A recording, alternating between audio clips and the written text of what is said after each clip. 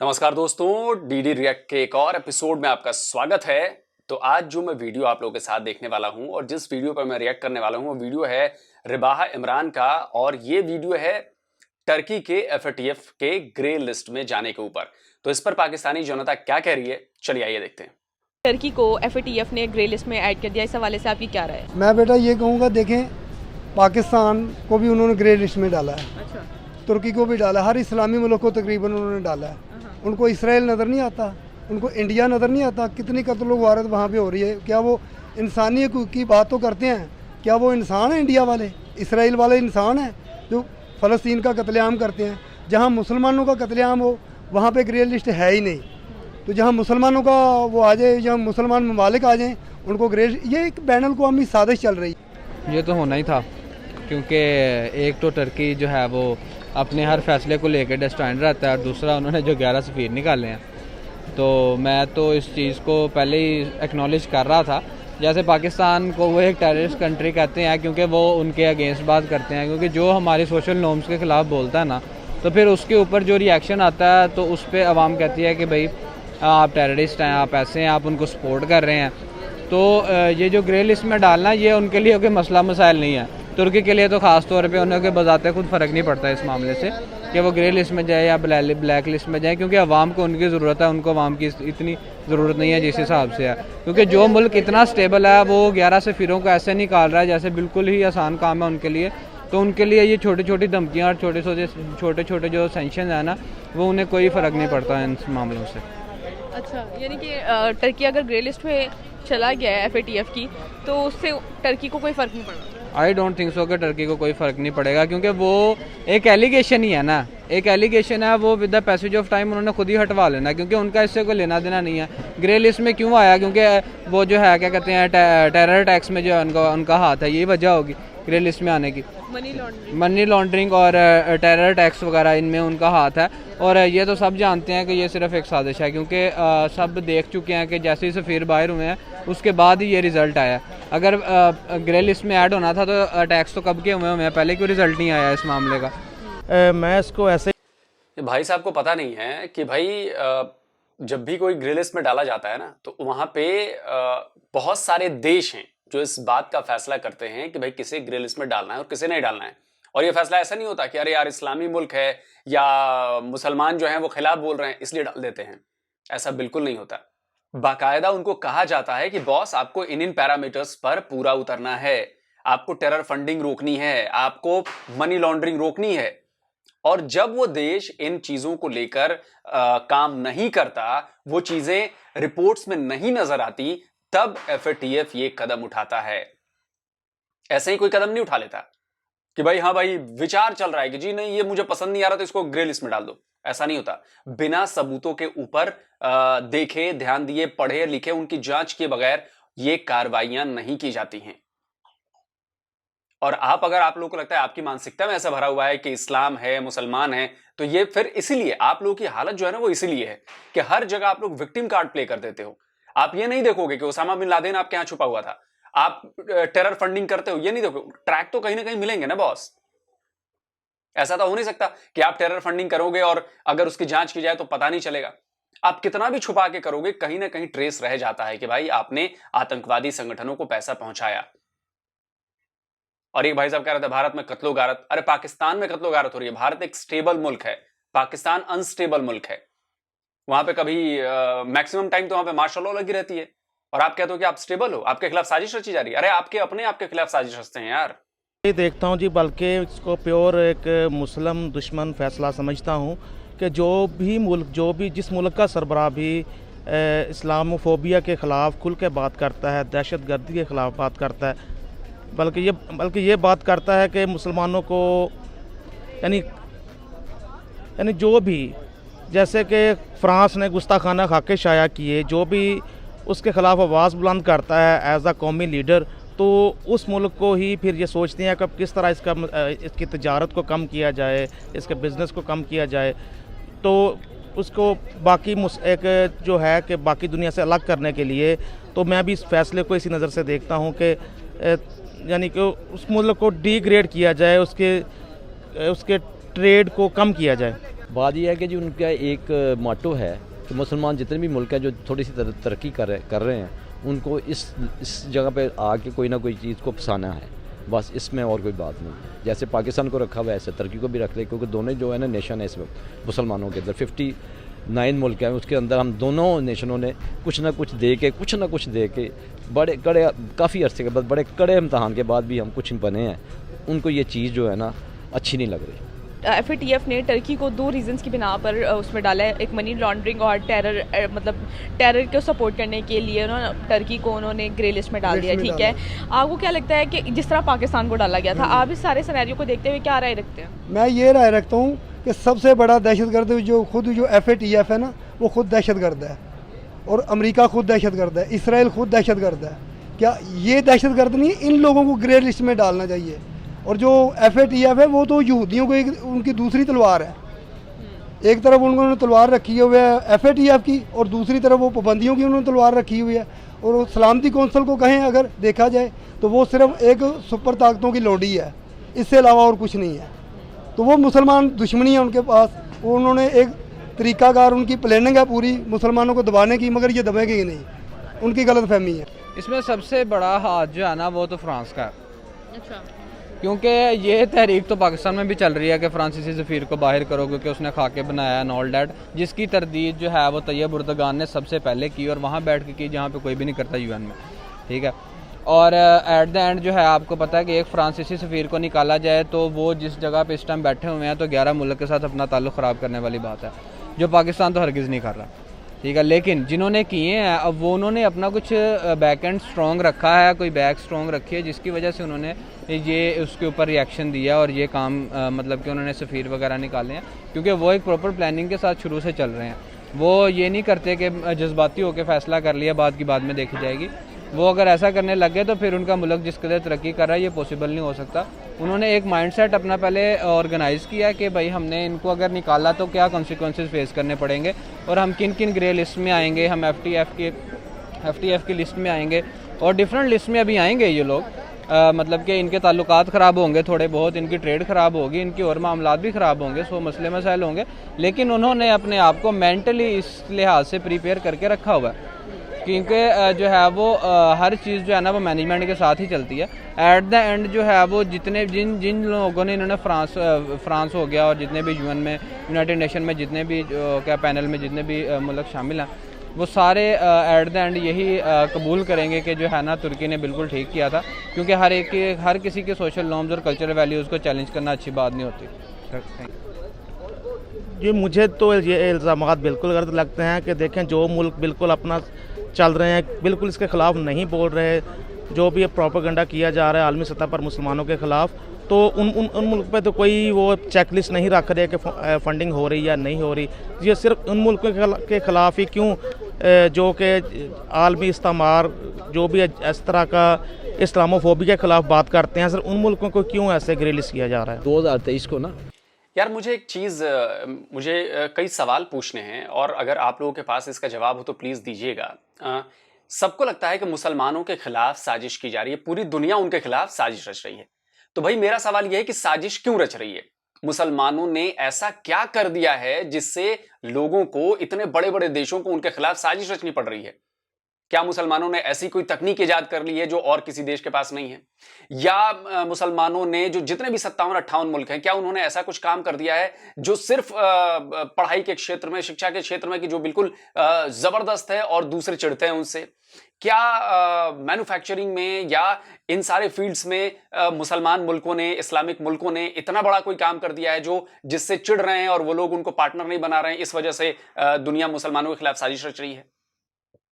भाई मेरा सवाल यह है कि मुसलमानों के खिलाफ आखिर साजिश क्यों रच रहा है कोई?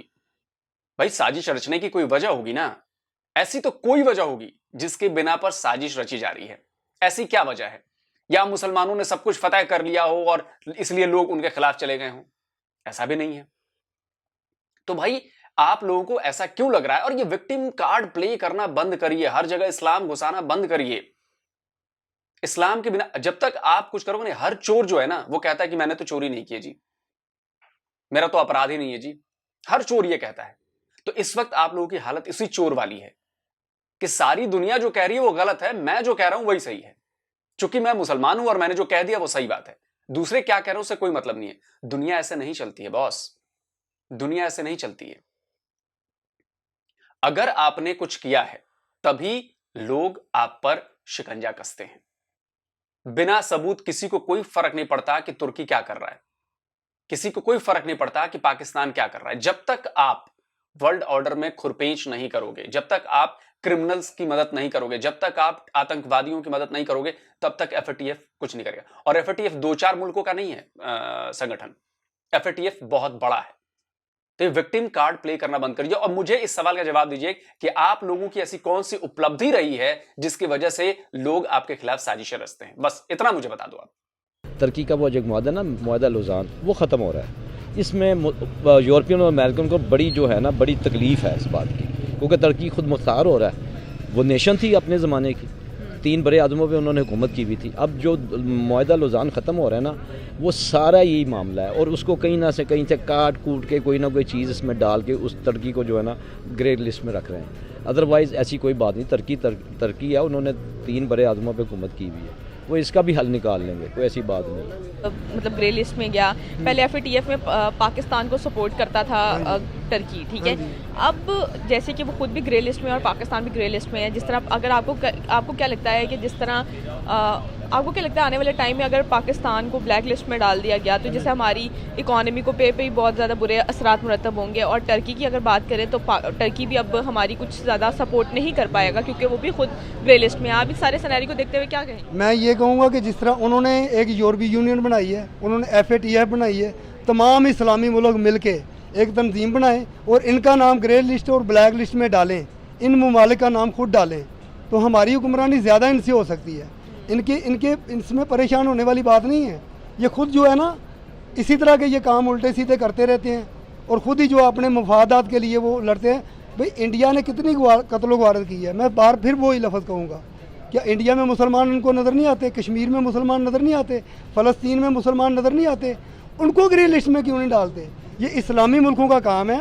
जो इस्लामी मुल्क अगर तमाम हुक्मरान अगर ये मेरी बात सुन लें, खुदा रहा आप खुद एक तंजीम बनाएं, पाकिस्तान बनाए, उसमें चाइना को भी शामिल कर लें, रूस को भी शामिल कर लें, क्योंकि रूस और चाइना ये हमारे बगैर चल ही नहीं सकते। चाइना को भी शामिल कर लें।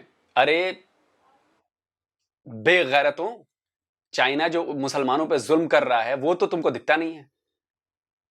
चाइना जो मुसलमानों को उनकी मस्जिदें हटवा रहा है, उनकी मस्जिदों के स्वरूप बदल दे रहा है, लगती नहीं है कि वो मस्जिदें हैं, उनको कुरान पढ़ने नहीं दिया जा रहा, उनके सारे ऐप्स डिलीट करवाए जा रहे हैं, उनको डिटेंशन कैंप्स में रखा जा रहा है, ये तो तुमको दिखेगा नहीं। आप बताइए भारत में कौन से मुसलमानों पर जुल्म हो रहा है यार? अगर जुल्म होता तो भारत के मुसलमान इतना ज्यादा विकसित नहीं होते। भारत में अगर जुल्म होता मुसलमानों पर तो भारत के मुसलमान इतनी ज्यादा आजादी से नहीं रह सकते थे। तो ऐसा मत कहिए, आप अपने यहाँ के मुसलमानों की तुलना ना भारत के मुसलमानों से मत करिए। भारत के मुसलमान बहुत विकसित हैं, बहुत अच्छी लाइफ जी रहे हैं, उन पे यहाँ पे कोई पाबंदी नहीं है, सब कुछ बढ़िया है। इक्का दुक्का घटनाएं छोड़ दें तो वो आपसी रंजिश की घटनाएं हर जगह होती हैं, वो हिंदुओं में होती हैं, मुसलमानों में होती हैं, हिंदू मुसलमानों में भी होती हैं, तो उसको आप इससे मत जोड़िए। लेकिन जो चाइना कर रहा है उस पर तो आप लोग कुछ बोलते नहीं है। आपकी जबान, आपके प्रधानमंत्री की जबान नहीं खुलती और आप मुसलमानों के हिमायती बनते हो। शर्म आनी चाहिए आपको। और यूरोपीय यूनियन भी हमारे गुजरती तौर पर हम ऐसे खित्ते में वाक़ हैं कि हमारे पास सी पैक है, हम पूरी दुनिया का वो अगर ये पाबंदियाँ हमारे ऊपर लगाते हैं हम भी पाबंदियाँ लगा सकते हैं, ऐसी कोई बात नहीं है। अच्छा सर, मगर ये सिर्फ ये कि गैरतमंद हुक्मरानों की ज़रूरत है, बस ये।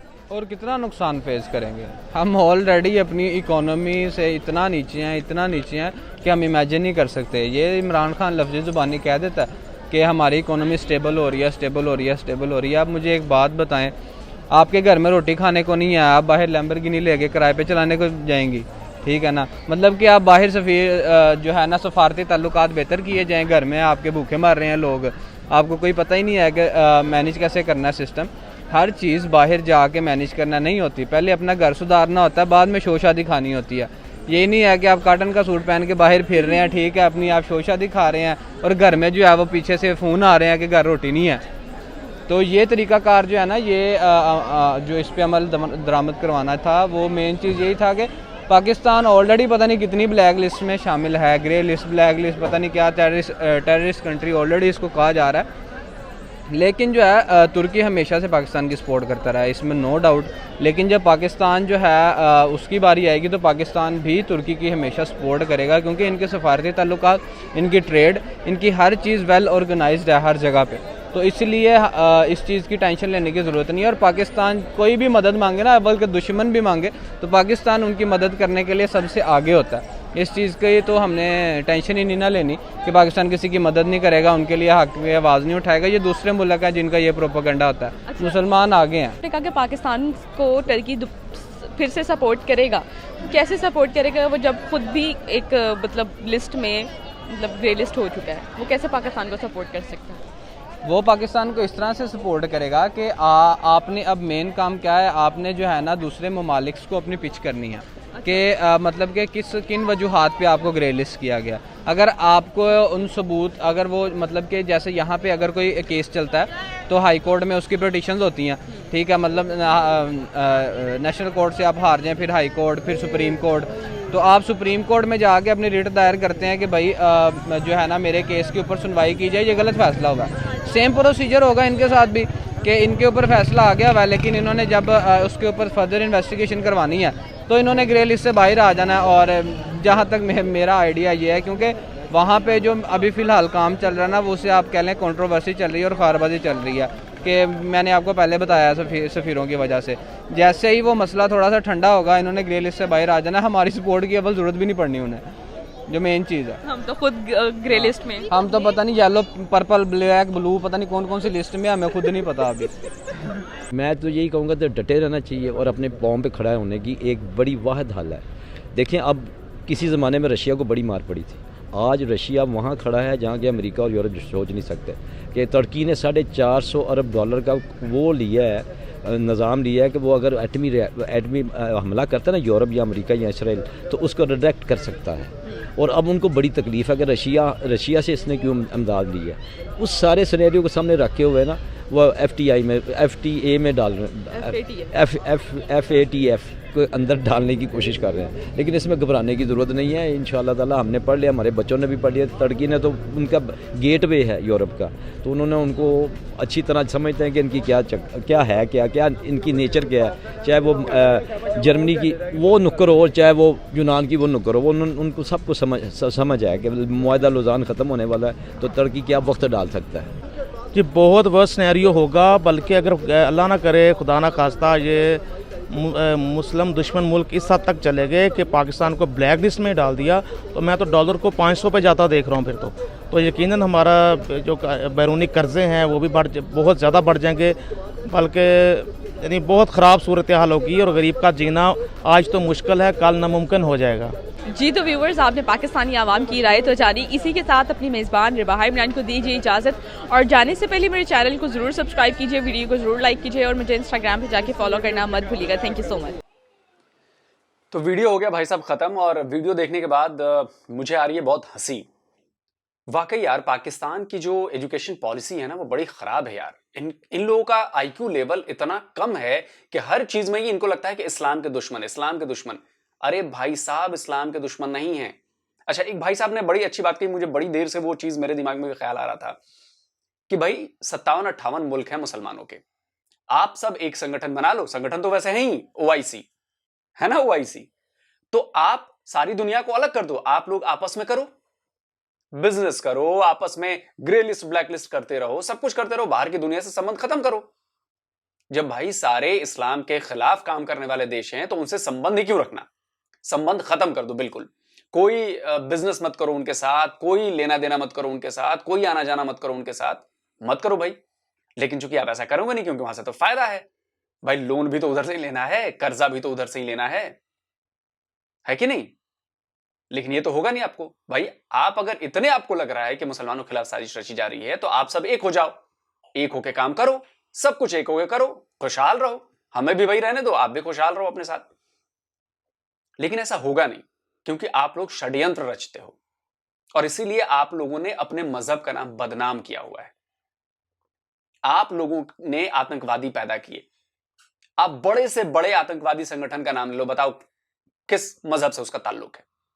आप बड़े से बड़े आतंकी का नाम ले लो, बताओ उसका किस मजहब से ताल्लुक है। आप बड़ी से बड़ी आतंकी घटनाएं ले लो, बताओ किस मजहब के संबंधित लोगों ने उस घटना को अंजाम दिया है। आप तो ये कह के निकल लेते हो कि वो मुसलमान नहीं है, वो सच्चे मुसलमान नहीं है जो आतंकवादी हैं।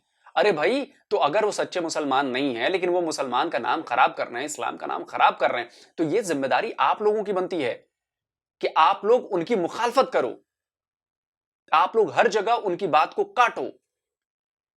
लेकिन आप लोग तो करोगे नहीं, मन ही मन आप लोग बाहर से तो कह दोगे नहीं नहीं वो इस्लाम को रिप्रेजेंट नहीं करते हैं। ठीक है भाई, मान लिया वो इस्लाम को रिप्रेजेंट नहीं करते, लेकिन आप लोग ये भी तो नहीं कहते कि वो खराब काम कर रहे हैं।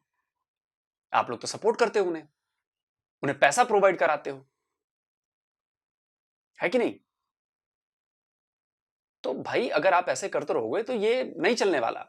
और अगर आप दुनिया के साथ दुनिया की तरह नहीं चलोगे, आप अपने आप को बिल्कुल विक्टिम कार्ड प्ले करते रहोगे, तो आप लोग का और बुरा हाल होने वाला है। और तुर्की ये बात समझ चुका है। आप देखिएगा, पाकिस्तान से पहले तुर्की ग्रे लिस्ट से बाहर निकल जाएगा। क्यों?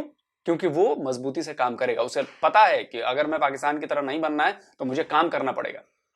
और बिना सबूत के कोई भी संस्था, वो बहुत बड़ी संस्था है FATF, छोटी मोटी संस्था नहीं है, और बगैर सबूत के दुश्मनी नहीं निकाली जाती वहां पे। बगैर सबूत के कोई भी दुश्मनी नहीं निकाल सकता।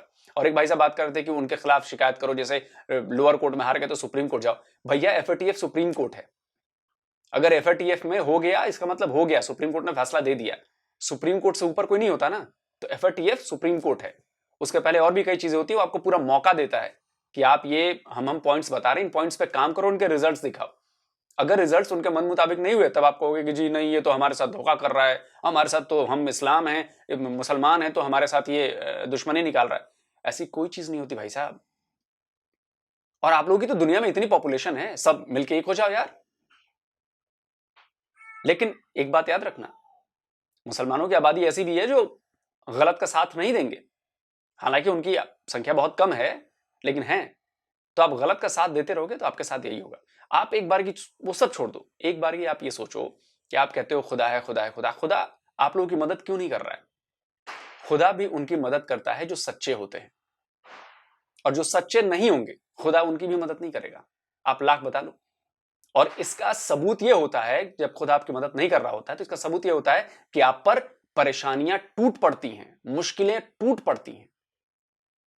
तो आपके देश पर मुश्किलें टूट रही हैं, आप लोग फंसते जा रहे हो। अभी तक आप लोग ये बात समझ नहीं पाए हो कि आप लोगों ने रास्ता बदल लिया है।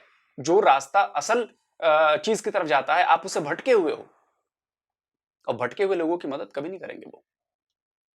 तो आप पहले अपने आप को सुधारिए, और दूसरों पर आरोप लगाने से पहले अपने गिरबा में झांकिए और अपने आप को ठीक करिए। तो जल्दी हाजिर होता हूं दोस्तों नए वीडियो के साथ। नमस्कार, जय हिंद।